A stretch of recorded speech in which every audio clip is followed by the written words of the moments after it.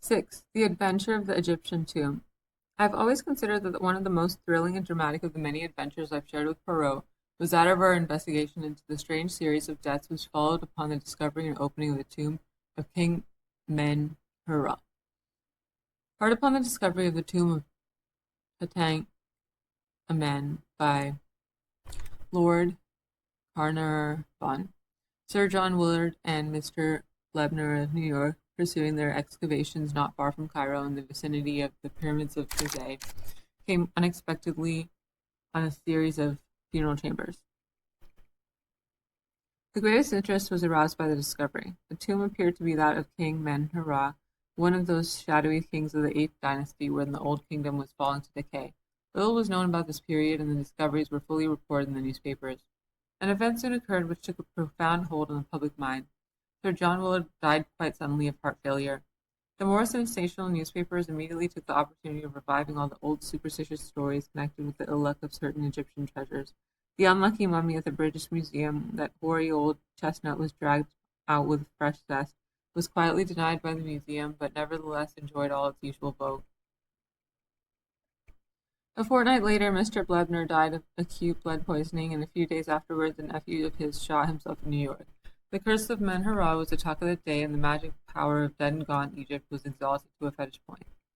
It was then that Poirot received a brief note from Lady Willard, widow of the dead archaeologist, asking him to go and see at her house in Kensington Square. I accompanied him. Lady Willard was a tall, thin woman, dressed in deep mourning. Her haggard face bore eloquent testimony to her recent grief. "It is kind of you to have come so promptly, Monsieur Poirot. I am at your service, Lady Willard. You wish to consult me? You are, I am aware, a detective, but it is not only a detective that I wish to consult you. It's not only as a detective that I wish to consult you. You are a man of original views. I know you have imagination, experience of the world. Tell me, Monsieur Poirot, what are your views on the supernatural?" Poirot hesitated for a moment before he replied. He seemed to be considering. Finally he said, "Let us not misunderstand each other, Lady Willard. It is not a general question that you are asking me there. It has a personal application, has it not? You are referring obliquely to the death of your late husband. That is so," she admitted. "You want me to investigate the circumstance of his death? I want you to ascertain for me exactly how much is newspaper chatter, and how much may be said to be founded on fact? 3 deaths, Monsieur Poirot, each one explicable taken by itself, but taken together surely an almost unbelievable coincidence, and all within a month of the opening of the tomb.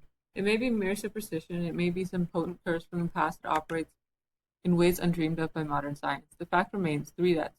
And I'm afraid, Monsieur Poirot, horribly afraid, it might not yet be the end."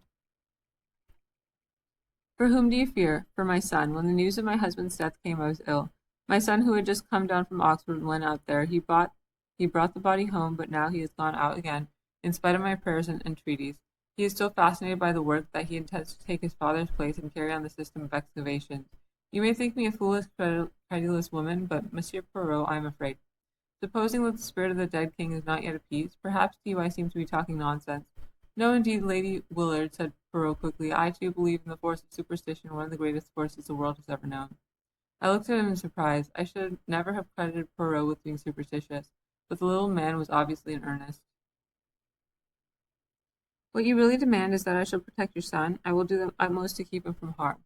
Yes, in the ordinary way, but against an occult influence.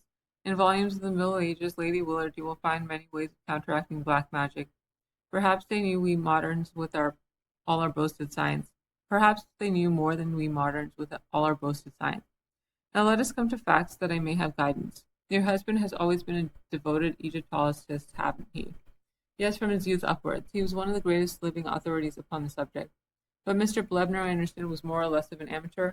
"Oh, quite. He was a very wealthy man who dabbled freely in any subject that happened to take his fancy. My husband managed to interest him in Egyptology, and it was his money that was so useful in financing the expedition." "And the nephew, what do you know of his taste? Was he with the party at all?" "I do not think so. In fact, I never knew of his existence till I read of his death in the paper. I do not think that he and Mr. Blebner can have been at all intimate. He never spoke of having any relations. Who are the other members of the party?" "Well, there's Dr. Toswell, a minor official connected with the British Museum, Mr. Schneider of the Metropolitan Museum in New York, a young American secretary, Dr. Ames, who accompanies the expedition in his professional capacity, and Hassan, my husband's devoted native servant. Do you remember the name of the American secretary? Harper, I think, but I cannot be sure. He has not been with Mr. Blebner very long, I know. He was a very pleasant young fellow. Thank you, Lady Willard. If there's anything else, for the moment, nothing. Leave it now in my hands, and be assured that I will do all that's humanly possible to protect your son. They were not exactly reassuring words, and I observed Lady Willard wince as he uttered them. Yet at the same time, the fact that he had not pooh-poohed her fears seemed in itself to be a relief to her. For my part, I had never before suspected that Poirot had so deep a vein of superstition in his nature. I tagged him on the subject as we went homewards. His manner was grave and earnest. But yes, Hastings, I believe in these things. You must not underrate the force of superstition. What are we going to do about it? Toujours pratique the good Hastings. Eh bien, to begin with, we are going to cable to New York for fuller details of young Mr. Blebner's death. He duly sent off his cable. The reply was full and precise. Young Rupert Blebner had been in low water for several years. He had been a beachcomber and a remittance man in several South Sea islands, but he had returned to New York 2 years ago, where he'd rapidly sunk lower and lower. The most significant thing to my mind was that he had recently managed to borrow enough money to take him to Egypt.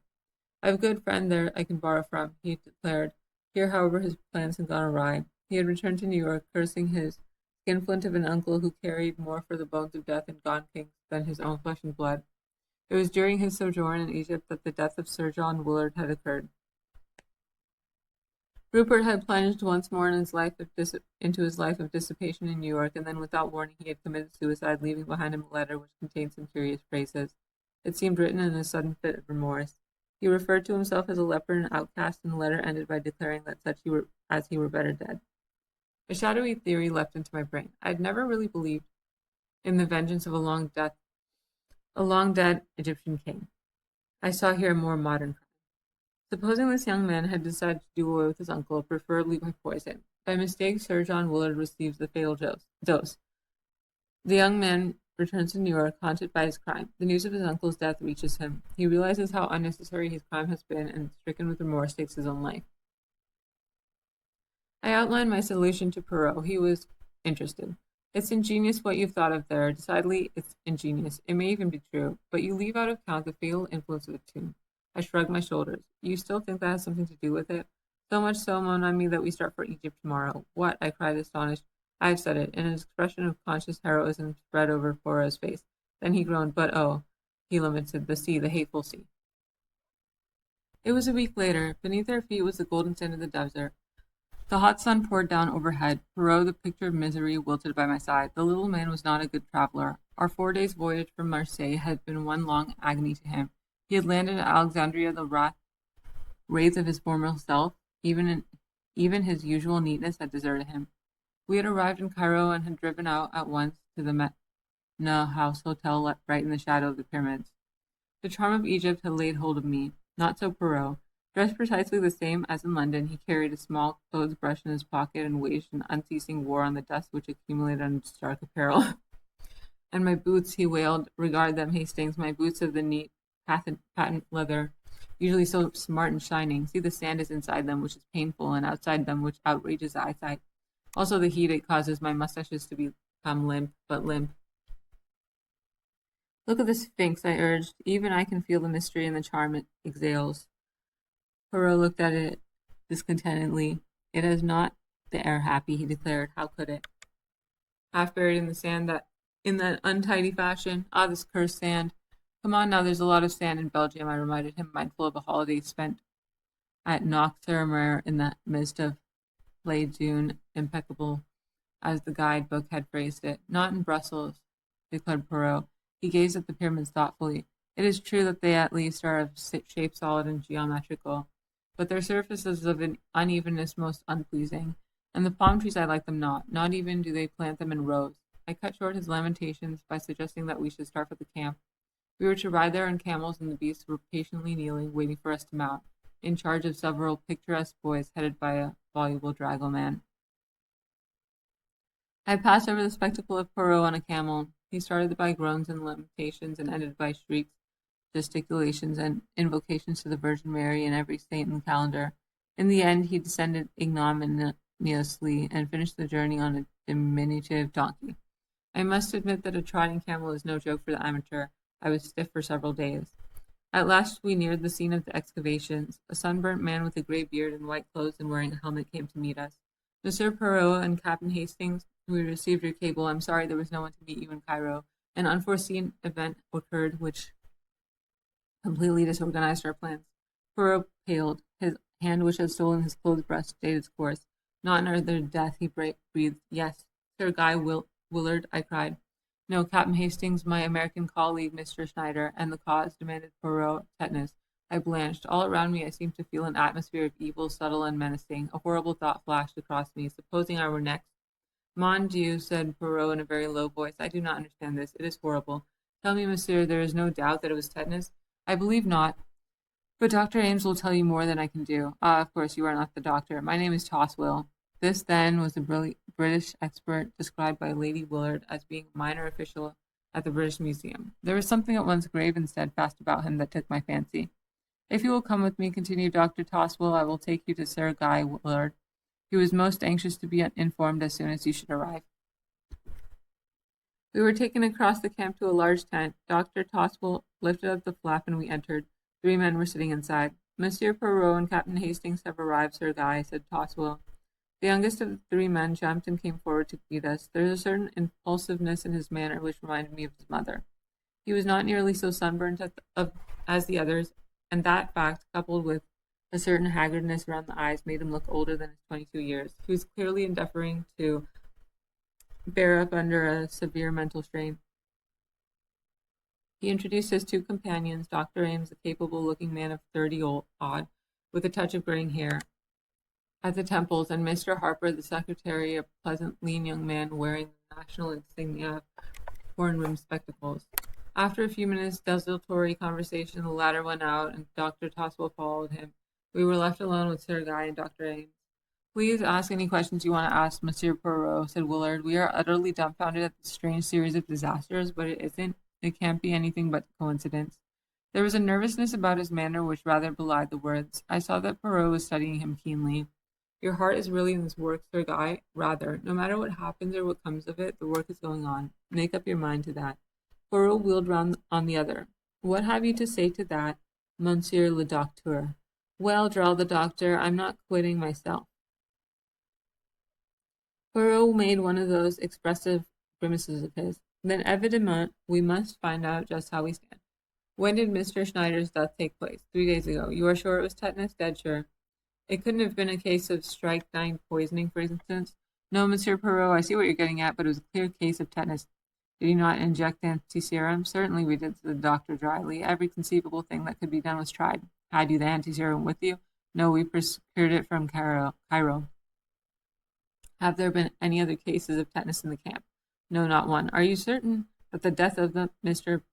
Blebner was not due to tetanus? Absolutely plumb certain. He had a scratch upon his thumb which became poisoned, and the septicemia set in. It sounds pretty much the same to a layman, I dare say, but the 2 things are entirely different. Then we have 4 deaths, all totally dissimilar, 1 heart failure, 1 blood poisoning, 1 suicide, and 1 tetanus. Exactly, Monsieur Poirot. Are you certain there is nothing which might link the 4 together? I don't quite understand you. I will put it plainly. Was any act committed by those 4 men which might seem to denote disrespect to the spirit of men hurrah? The doctor gazed at Poirot in astonishment. You're talking through your hat, Monsieur Poirot. Surely you've not been guided into believing all that fool talk. Absolute nonsense, muttered Willard angrily.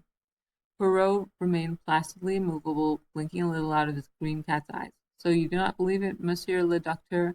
No, sir, I do not, declared the doctor emphatically. I am a scientific man, and I believe only what science teaches.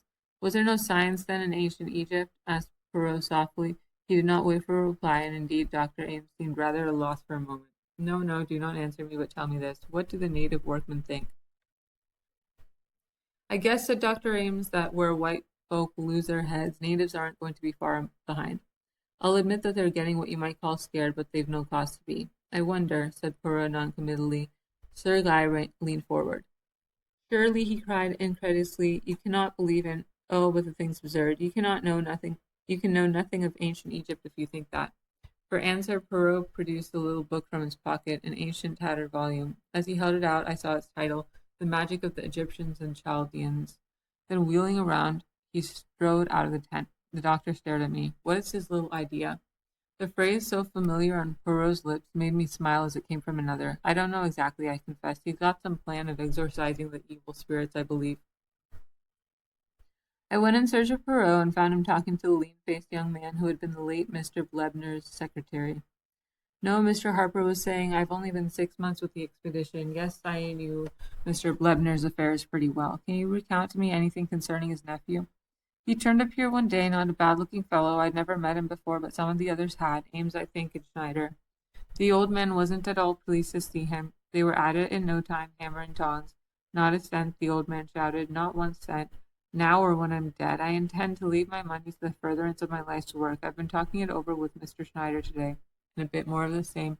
Young Blebner lit out for Cairo right away. Was he in perfectly good health at the time? The old man or the young one? I believe he did mention there was something wrong with him, but it couldn't have been anything serious, or I should have remembered. One thing more, had Mr. Blebner left a will? So far as we know, he has not. Are you remaining with the expedition, Mr. Harper?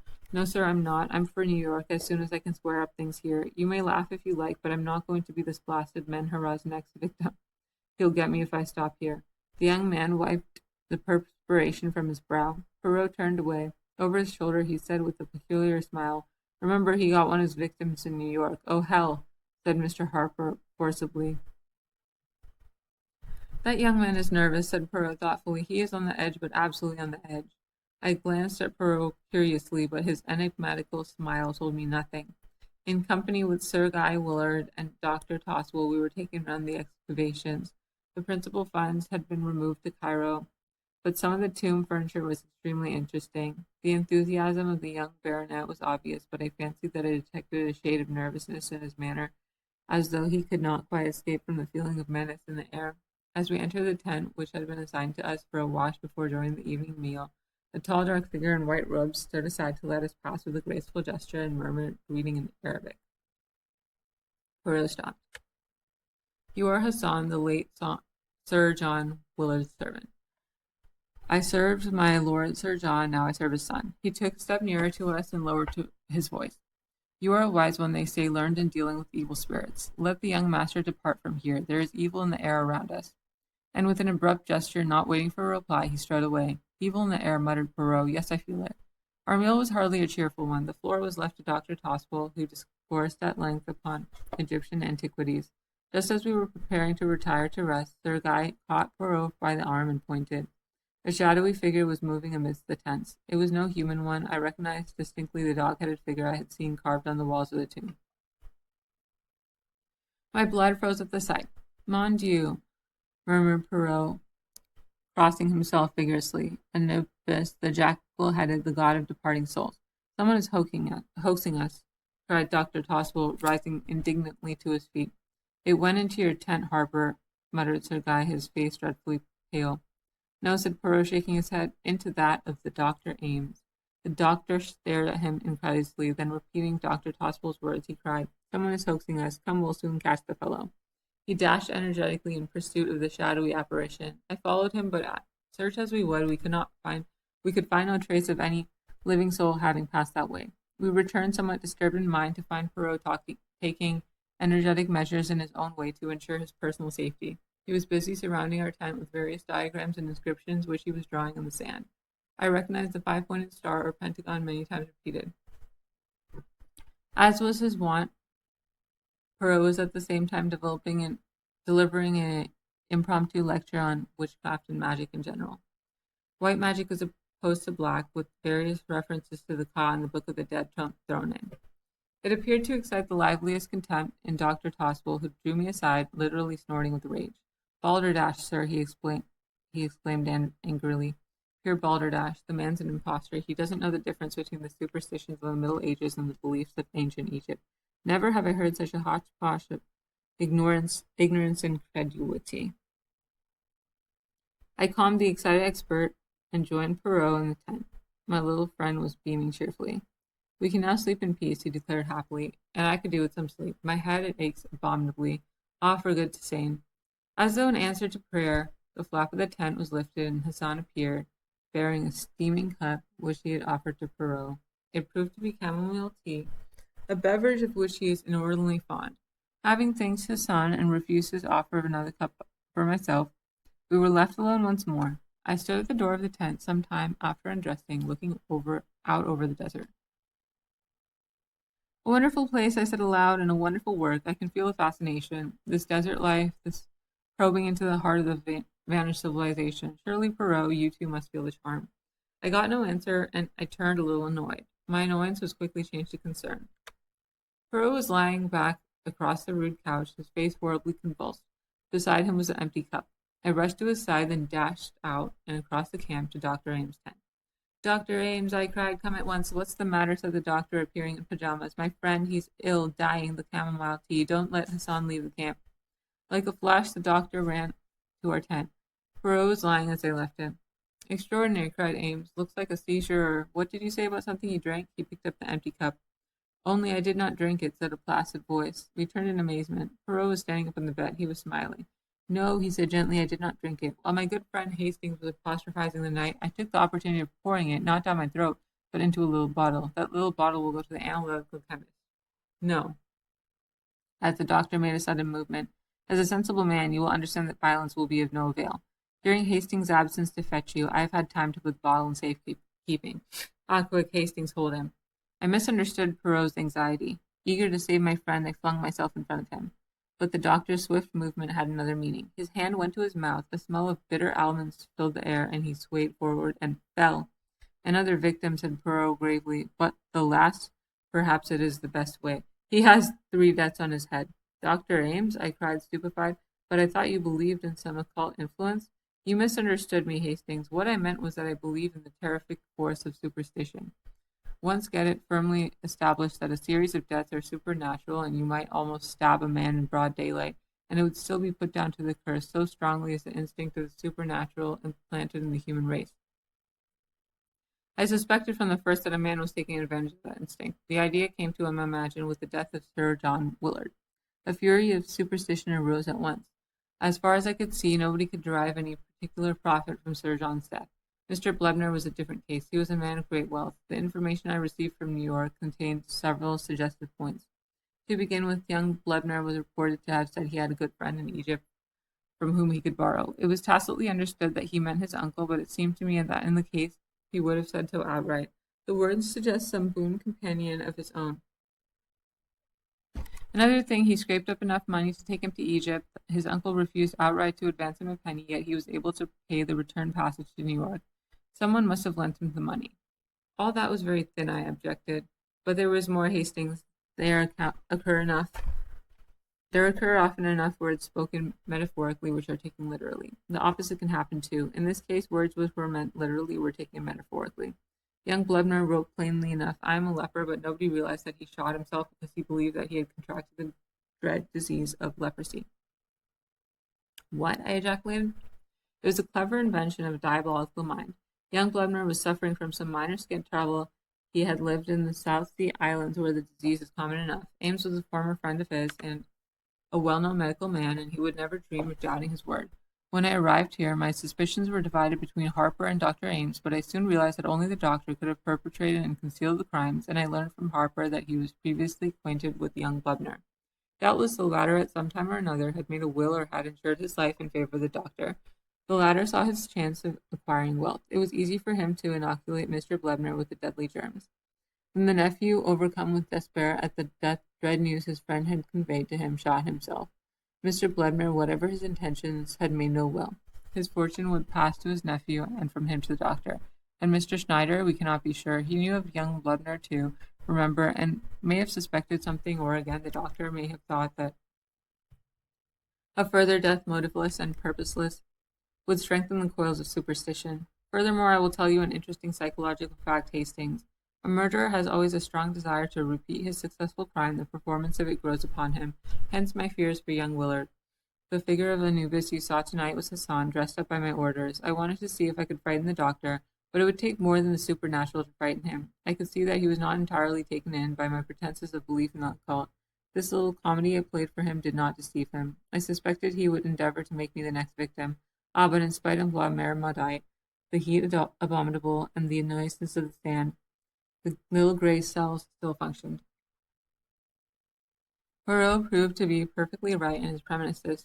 Young Blebner, some years ago, in a fit of drunken merriment, had made a jocular will, leaving my cigarette case you admire so much, and everything else of which I die possessed, which will be principally debts to my good friend Robert Ames, who once saved my life from drowning.